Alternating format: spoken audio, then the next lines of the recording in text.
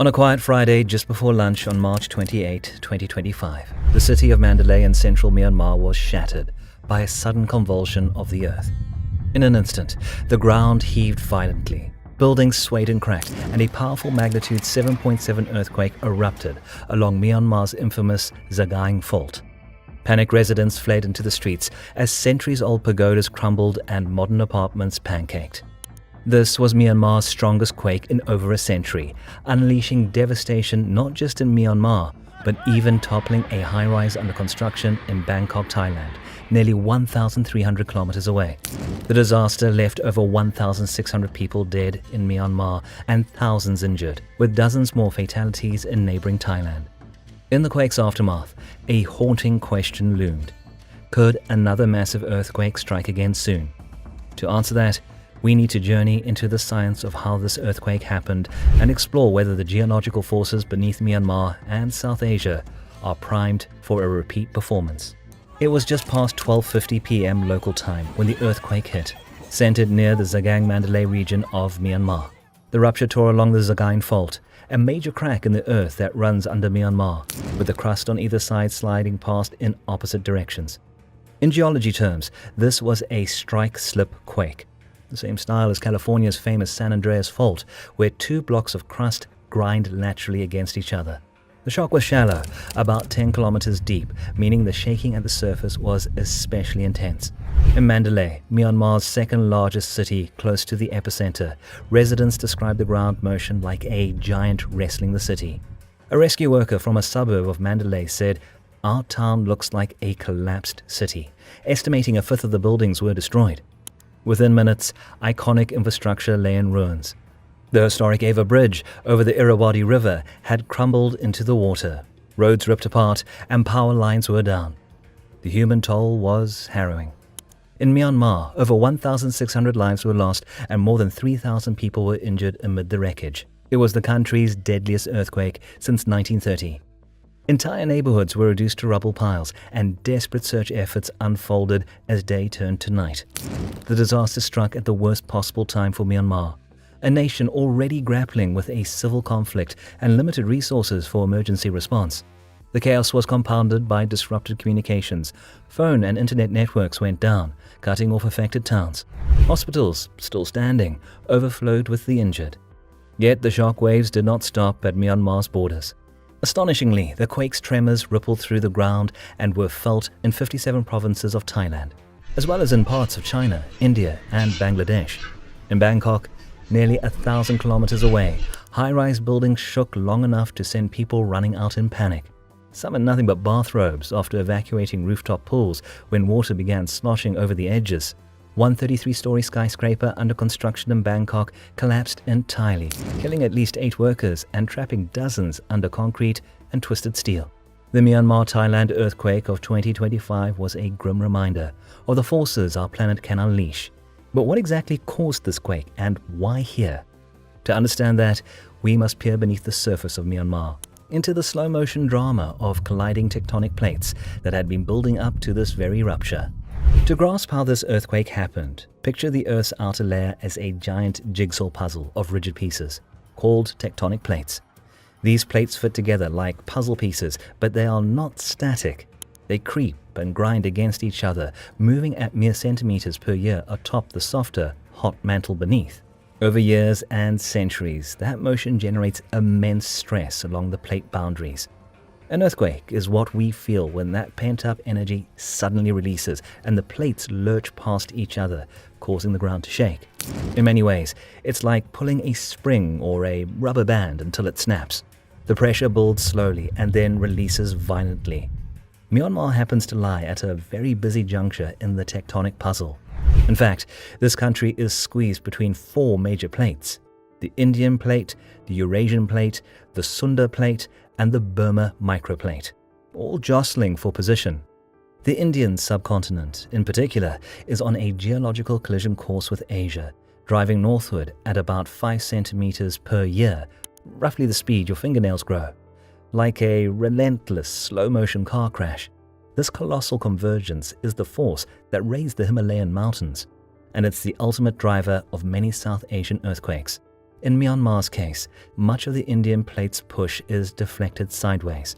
As India slams into Eurasia, a chunk of crust, the Burma plate, is being shoved northward and eastward, slithering past the Sunda plate to the south.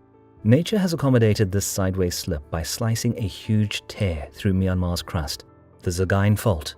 This fault is a nearly straight line running about 1,200 kilometers from north to south through Myanmar.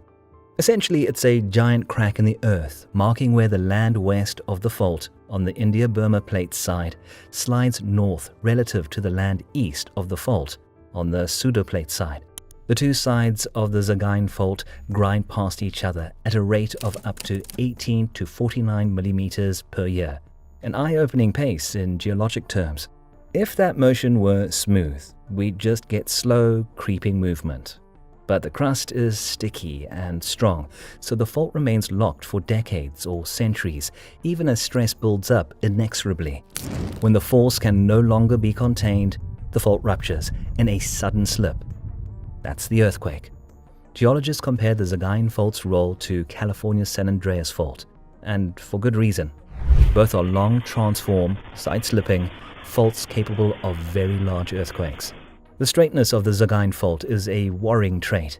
It means a rupture can run very far once it gets going, producing a bigger quake.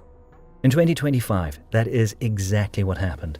The Zagang Fault unzipped for some 350 to 500 kilometers in a matter of minutes during the Myanmar quake. Imagine the earth ripping open along a path the length of a few entire countries, with one side of the ground jerking up to 6 meters, about 20 feet, relative to the other. Such was the power released on that March afternoon. The ground shook at violent MMI 9 intensity near the rupture, enough to pulverize buildings.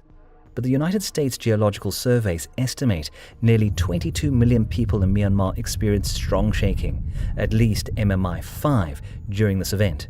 The Zagang Fault has been the culprit behind Myanmar's most destructive quakes for centuries, running through or very close to major cities like Yangon, Naypyidaw, and Mandalay. It puts millions of people directly in harm's way. History shows the fault's deadly potential. Large earthquakes struck in 1930, twice near Bangkok, 1931, 1946, 1956, and as recently as 2012, all with magnitudes around 7 or greater. In each case, the Earth likely remained stuck for decades until strain overcame the friction. Scientists who study the Zagang Fault have identified segments that tend to break separately, each with its own recurrence interval, roughly how often it produces a big quake. For example, the southern portion of the fault near Yangon last ruptured in 1930 and appears to have a return period on the order of 100 to 150 years. That hints that parts of the fault near Myanmar's biggest city could be building toward another event within this century. A chilling prospect for Yangon's 5+ million residents. Intriguingly, researchers had long flagged that central stretch as a seismic gap, an area along the fault that hadn't ruptured in a long time and was likely accumulating strain. A 2011 study pointed out 2 significant gaps on Zagang, one in central Myanmar between about 19.2 degrees north and 21.5 degrees north, covering the Maktila region, and another at the fault's far southern end, south of 16.6 degrees north into the Andaman Sea. The central gap was capable of a magnitude 7.9 earthquake if it broke fully, researchers estimated. Now in 2025, it appears a large portion of that central segment did finally break. But what about the other identified gap to the far south? That section of the fault, partly offshore in the Andaman Sea, hasn't popped in recent history. Could it be the next to go? It's natural to wonder if another massive quake might strike again, perhaps even in the near future, especially as aftershocks continue to rattle nerves. Indeed, the Myanmar quake sequence included more than 70 aftershocks, one as large as magnitude 6.7 just 12 minutes after the main shock. These aftershocks will taper off with time, but they remind us that the Earth's crust is still adjusting. However, a repeat of the exact same 7.7 quake on the same fault segment is unlikely in the immediate future. That segment has just released its stress and will take time, many decades at least, to reload. The more relevant concern is whether adjacent segments or other faults might rupture next. Large earthquakes can sometimes transfer stress to nearby fault sections, effectively bringing them closer to their breaking point. It's as if one section of a stuck zipper gave way, and the stress concentration moves to the still locked section further along the zipper. Geologists don't have a crystal ball to predict when the next big quake will happen. It could be tomorrow or decades away, but they can identify zones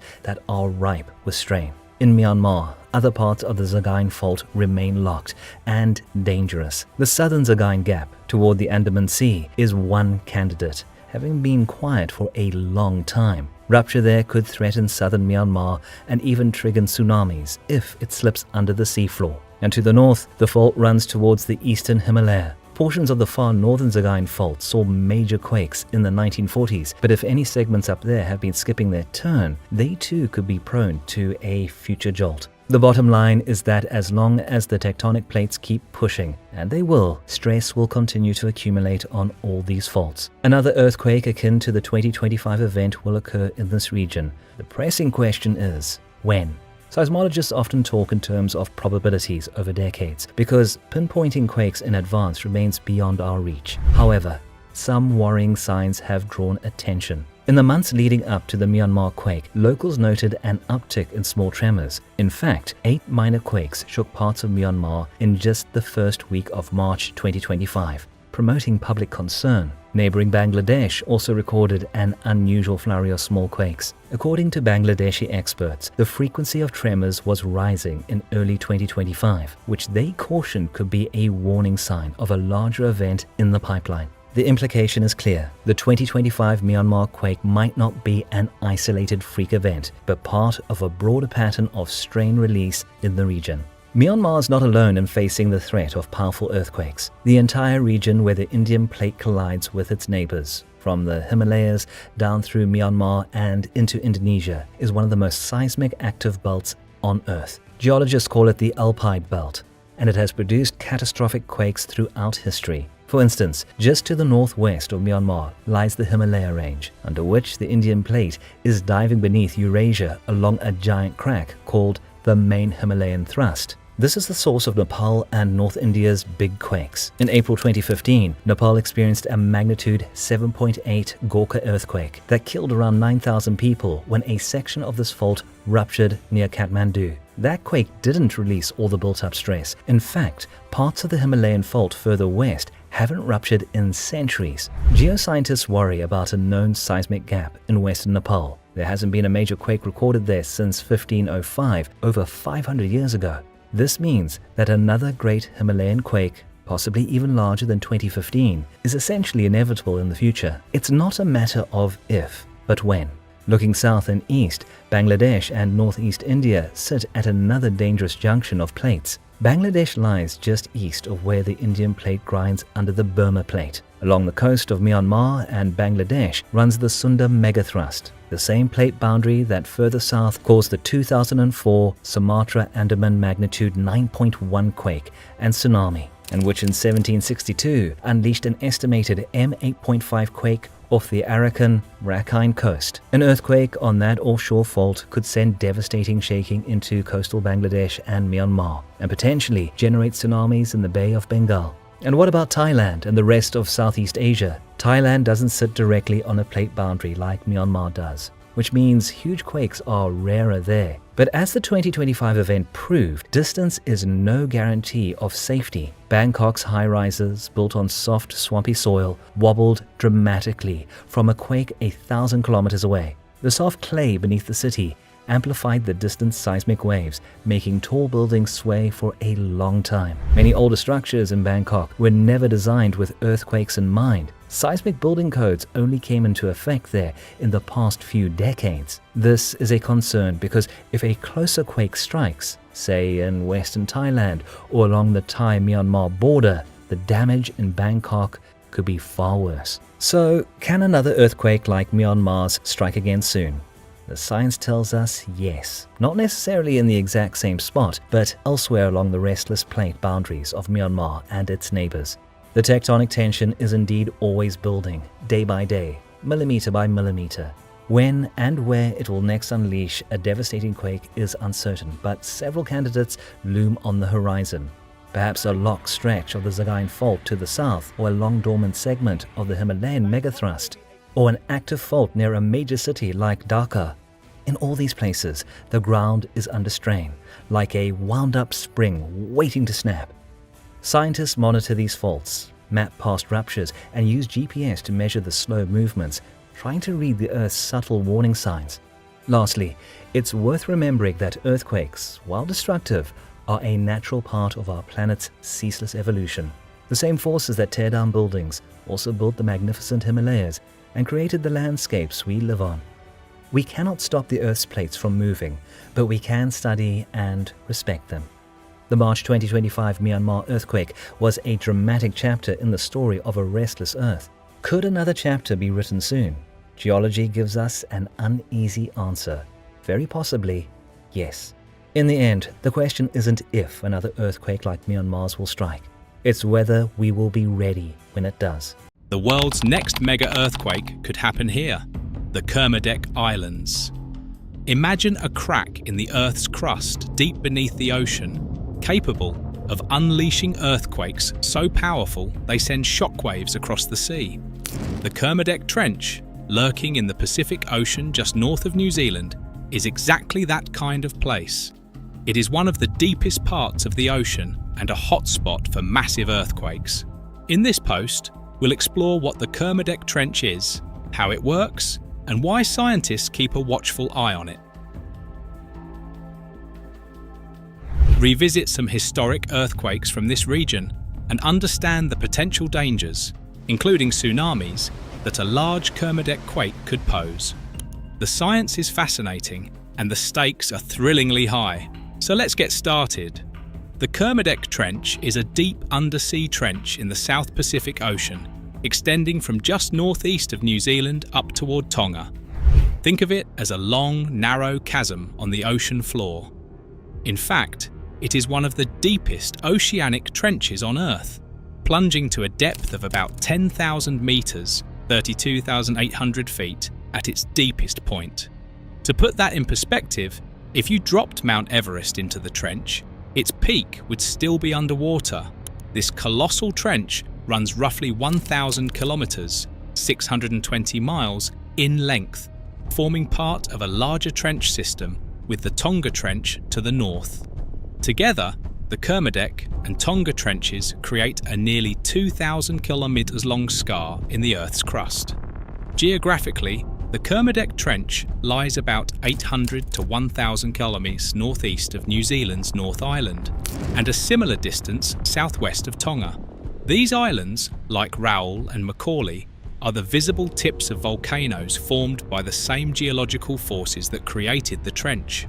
If you looked at a map, you'd see New Zealand at the bottom left, Tonga up north, and the trench as a deep groove in the seafloor off to the east side of those landmasses.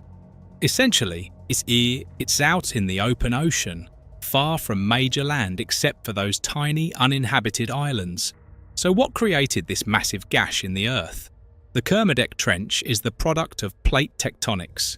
It marks a place where two tectonic plates meet and one dives beneath the other.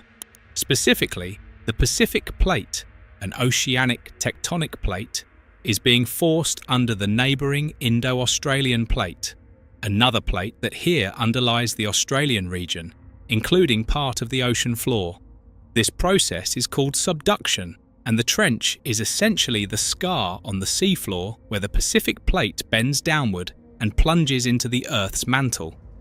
Over millions of years, as the Pacific Plate has dived under, it carved out this deep trench. In simpler terms, the Kermadec Trench is a huge underwater valley formed by one piece of the Earth's crust sliding beneath another. To understand why the Kermadec Trench can unleash big earthquakes, we need to grasp how a subduction zone works. A subduction zone is a type of convergent plate boundary, a collision zone where two tectonic plates push against each other and one gets shoved under the other. This is happening continuously, albeit very slowly on a human timescale, along the Kermadec Trench. The heavy oceanic crust of the Pacific Plate is sliding under the Australian Plate, descending into the hot mantle. This action is not smooth and peaceful. It's more like a relentless crumpling and sticking of the Earth's crust, storing energy that can be released violently. In a subduction zone, the interface between the two plates is essentially a massive fault, often called a megathrust fault. The plates normally creep past each other at only a few centimeters per year, about as fast as your fingernails grow. At the Kermadec Trench, the convergence rate is remarkably fast, roughly 5 to 8 centimeters per year in different sections. Most of the world's largest earthquakes happen on these subduction zone megathrusts. In fact, 9 of the 10 largest quakes in the last 100 years have been subduction megathrust events. This includes monsters like the 1960 Chilean earthquake, magnitude 9.5, the biggest ever recorded, and the 2011 Tohoku earthquake in Japan, magnitude 9.0, which caused the devastating tsunami. Subduction zones are capable of these colossal quakes because they involve huge areas of fault line, hundreds of kilometers long, snapping at once.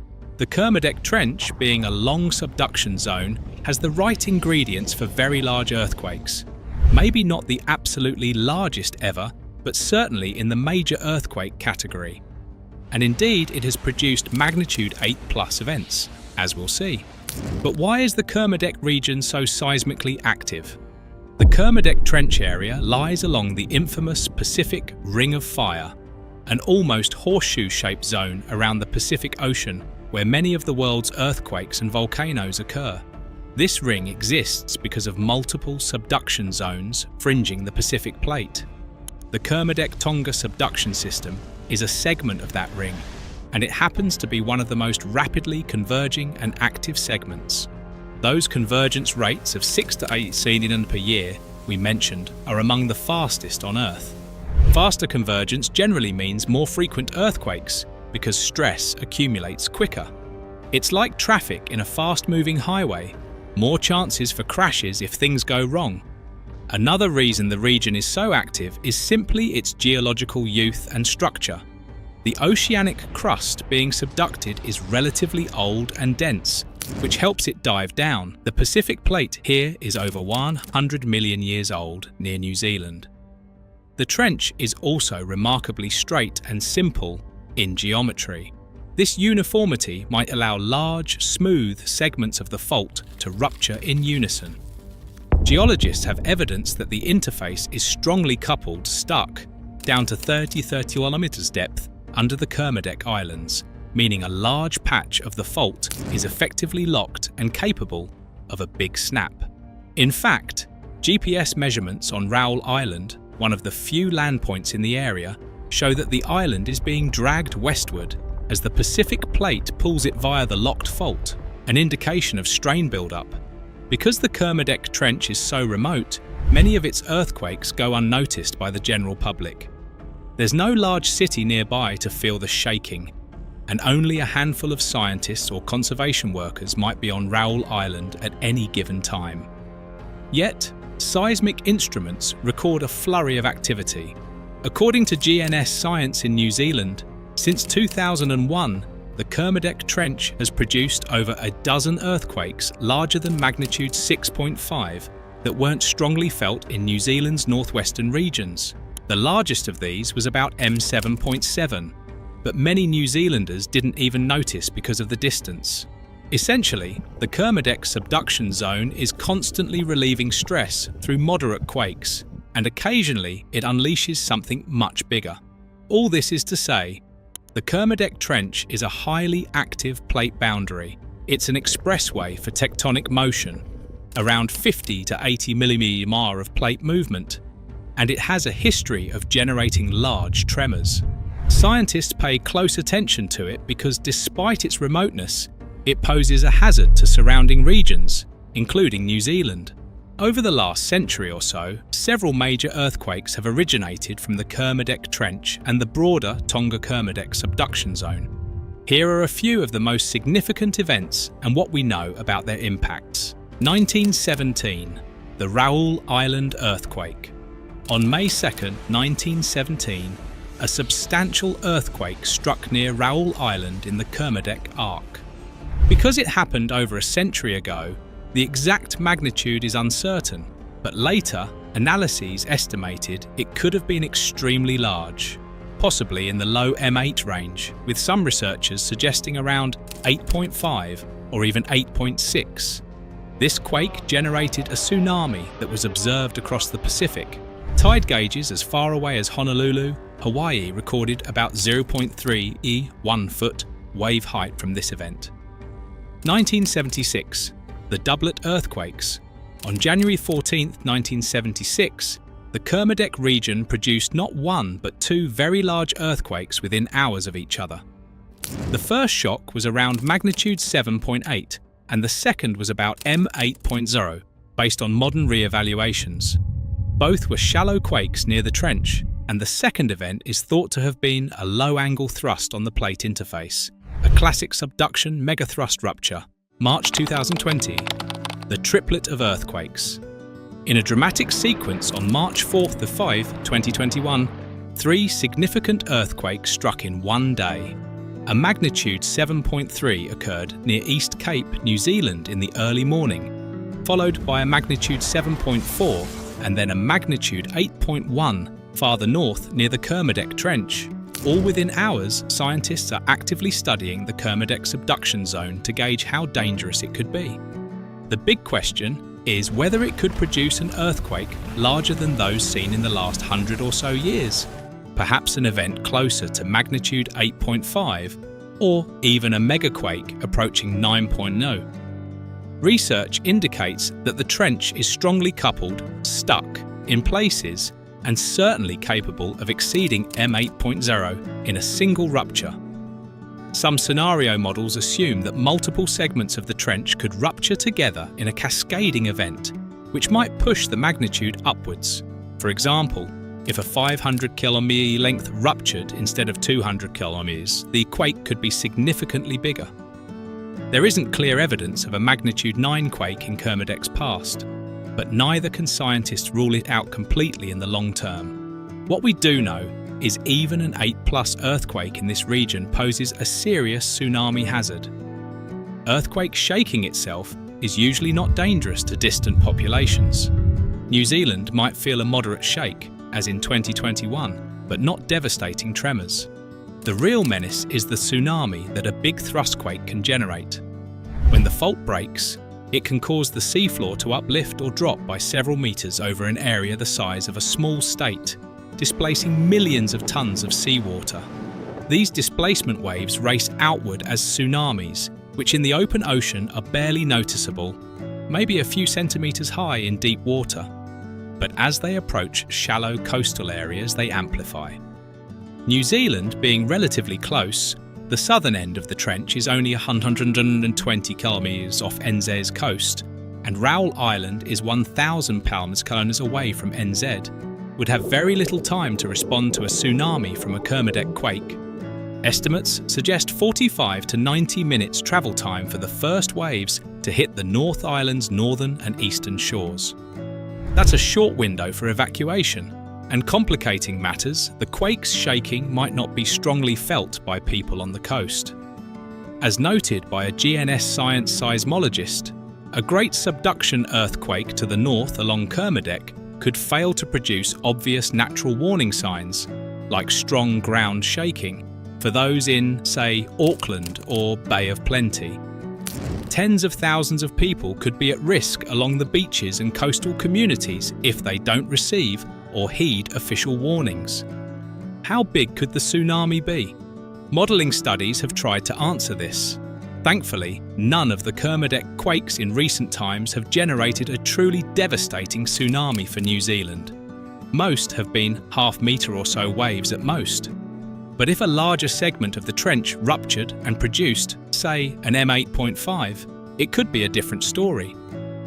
Scientists from New Zealand's tsunami hazard assessment groups have identified the Tonga Kermadec Trench as perhaps the greatest regional tsunami threat to NZ, potentially able to send wave heights of 5-10 metres to parts of the coast in worst-case scenarios.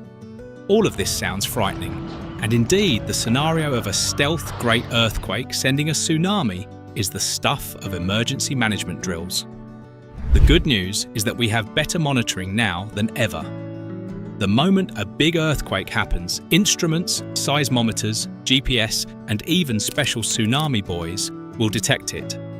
In the 2021 case, within minutes, scientists knew an M8+ had occurred and alerts went out promptly. New Zealand's coastal evacuation during that event was successful in moving people to higher ground until the danger passed.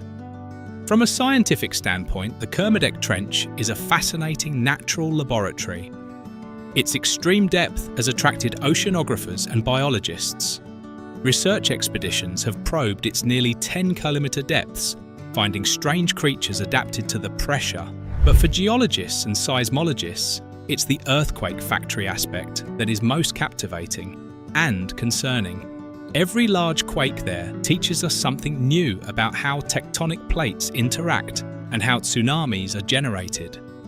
The story of the Kermadec Trench is both awe-inspiring and sobering. On one hand, it's incredible to think about the colossal forces at work, silently reshaping the Earth beneath the waves. On the other hand, those forces occasionally remind us of their presence with a jolt that can traverse oceans. By studying trenches like Kermadec, we not only unlock secrets of Earth's geology, but also arm ourselves with knowledge to stay safe. So next time you hear about a quake in a remote corner of the Pacific or a tsunami warning in New Zealand, you might remember this deep ocean trench. A dramatic meeting of tectonic plates that is far offshore yet holds the power to reach our shores. Santorini's ticking time bomb, the hidden threat. It's not just earthquakes. When people think of Santorini, they picture stunning sunsets, whitewashed houses, and the deep blue waters of the Aegean Sea. But beneath this paradise lies something far more powerful and unpredictable. Santorini isn't just a beautiful island.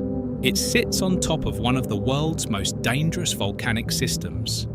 The ground beneath it is alive, shaking and shifting as hidden forces build up below. While earthquakes are a concern, the real danger is much bigger, an active volcano that could one day awaken. In this video, we will explore the seismic activity in the region, the history of its eruptions, and why scientists are closely monitoring Santorini for signs of a future catastrophe. Santorini, part of the Hellenic volcanic arc, is the remnant of an ancient volcanic island that has undergone multiple explosive eruptions over thousands of years. The island's unique crescent shape and the deep blue caldera are stark reminders of the immense geological forces at play beneath the surface. The most infamous eruption occurred around 3,600 years ago, known as the Minoan eruption, one of the largest in recorded history. This cataclysmic event released an estimated 60 cubic kilometers of magma, covering vast areas in ash and causing the island's central structure to collapse into the sea, forming the current flooded caldera. The eruption is believed to have been equivalent to several hundred atomic bombs detonating simultaneously, triggering tsunamis that impacted civilizations across the Aegean, particularly on Crete. Many historians speculate that this event contributed to the decline of the Minoan civilization and may have inspired the legend of Atlantis. But the Minoan eruption was not the first or the last of its kind. Santorini has witnessed multiple eruptive cycles, with the volcanic center shifting and rebuilding over time. Between 1707 and 1950, a series of smaller but still significant eruptions formed new landmasses, such as Nea Kameni and Palea Kameni, two small islets in the center of the caldera. The last major eruption occurred in 1950, reminding the world that Santorini's volcano is still very much active. Today, evidence of the island's volcanic origins can be seen in its dramatic cliffs, sulfurous hot springs, and ongoing geothermal activity. The magma chamber beneath Santorini continues to fill, creating the potential for future eruptions that could once again reshape the landscape. The primary driver behind Santorini's earthquakes is its unique geological setting. The island is part of the Hellenic volcanic arc, a region shaped by the subduction of the African tectonic plate beneath the Eurasian plate. This ongoing process generates significant tectonic stress, leading to fault movements and seismic activity. Additionally, the presence of an active volcanic system beneath Santorini introduces magmatic processes into the equation. The movement of magma can exert pressure on surrounding rocks, potentially triggering earthquakes as the crust adjusts to accommodate the rising molten material. Earthquakes are not just dangerous on their own, they often signal impending volcanic activity. When magma moves beneath the earth, it can fracture rocks, triggering swarms of small quakes. Between January 2011 and April 2012, Santorini experienced a notable period of unrest characterized by increased seismic activity and ground deformation. Studies from that time indicated that the island's surface rose by up to 14 centimeters, attributed to the intrusion of approximately 14 million cubic meters of magma into a chamber located about 4 kilometers beneath the caldera. This magmatic intrusion not only caused the ground to uplift, but also altered the regional stress field, leading to a series of small to moderate earthquakes. Fortunately, this period of unrest did not culminate in a volcanic eruption. In early 2025, Santorini once again became the epicenter of heightened seismic activity. Since late January, the region has recorded tens of thousands of mild quakes, with magnitudes reaching up to 5.3. This swarm of earthquakes has been primarily concentrated in the area between Santorini and the nearby island of Amorgos. The persistent tremors have prompted evacuations, the suspension of construction activities, and the closure of schools on affected islands. Notably, scientists have observed a minor positional shift in the island, similar to the deformations recorded during the 2011-2012 period. Scientists are closely monitoring the current deformation to determine whether it will progress gradually or accelerate. Advanced technologies, including satellite-based measurements and ground-based sensors, are being employed to track ground movements with high precision. Understanding the interplay between tectonic and magmatic processes is crucial for assessing potential risks, including the possibility of a volcanic eruption or more significant seismic events. The hidden danger: Santorini's active magma chamber. Beneath the picturesque landscape of Santorini lies a vast pressurized magma chamber.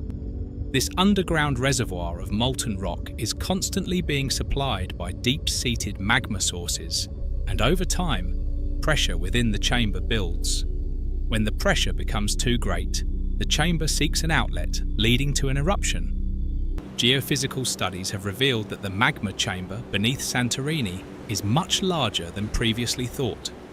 Scientists have identified 2 magma reservoirs, one deep and one shallow, working together to sustain the volcano's activity. The shallow reservoir, located just a few kilometers below the surface, is particularly concerning because it plays a direct role in triggering eruptions. Data from GPS stations and satellite imagery indicate that parts of Santorini are slowly rising due to the gradual accumulation of magma. This inflation is a warning sign that pressure is increasing below ground, potentially leading to future volcanic activity. During the 2011-2012 unrest, ground deformation of up to 14 centimeters was recorded in some areas, suggesting that magma was actively intruding into the chamber. The recent series of earthquakes and minor land shifts hint that similar processes may be underway once again. Another alarming factor is the presence of hydrothermal activity within the caldera. As magma heats underground water, it creates pockets of superheated steam and gas. These high-pressure systems can lead to phreatic explosions, where water interacts violently with magma, causing sudden eruptions that release ash, steam, and rock fragments. Volcanologists are closely monitoring gas emissions from fumaroles in Nea Khamenei and Palia Khamenei. A rise in sulfur dioxide, SO2, emissions typically signals increased volcanic activity, as it indicates that fresh magma is nearing the surface. The combination of seismic activity, gas emissions, and land deformation suggests that the system remains active and capable of future eruptions. While Santorini's volcano is not expected to erupt imminently, the build-up of magma beneath the island is a stark reminder of its hidden power. Scientists continue to study these warning signs, hoping to refine eruption forecasting models and provide early warnings. For now, the key is vigilance, keeping a close eye on the volcano's behaviour to protect the people who live and travel within its reach. But what if Santorini erupts today? If Santorini's volcano were to erupt today, the consequences would be severe, affecting both the island and the surrounding regions. A major eruption could release vast amounts of volcanic ash into the atmosphere, disrupting air travel for thousands of miles, as witnessed during the 2010 Eyjafjallajökull eruption in Iceland. Beyond air traffic disruptions, the eruption could unleash pyroclastic flows, deadly torrents of hot gases, ash, and volcanic rock racing down slopes at speeds exceeding 100 km/h, 62 mph, engulfing everything in their path and making survival nearly impossible. Another significant threat comes from the potential for tsunamis. If enough material collapses into the sea, a powerful tsunami could be triggered, much like the one believed to have devastated coastal settlements across the Aegean following the ancient Minoan eruption. Alongside these immediate dangers, toxic gas emissions, including sulfur dioxide, could create acid rain and pose severe respiratory risks to both humans and animals. On a broader scale, a large enough eruption could inject sulfur particles into the stratosphere, reflecting sunlight and causing temporary global cooling. This effect has been observed in past eruptions, such as Mount Tambora in 1815, which led to the infamous Year Without a Summer. Given Santorini's volatile nature, scientists closely monitor the volcano using advanced technology. Seismometers detect earthquake activity, GPS stations track ground deformation, gas sensors measure volcanic emissions, and satellite imagery provides real-time observations of landscape changes. While these tools help volcanologists assess whether the volcano is becoming more active, predicting eruptions remains a challenge. Some eruptions occur with little warning, while others exhibit signs of activity for years without an actual explosion. Due to its status as a popular tourist destination, Santorini has emergency plans in place to ensure rapid response in the event of an eruption. Local authorities have developed evacuation procedures, and residents are educated on the risks. However, as history has proven, nature remains unpredictable. Scientists continue to study the volcano, aiming to improve early warning systems and refine risk assessments. Visitors to the island should also remain informed about its volcanic history and heed official alerts.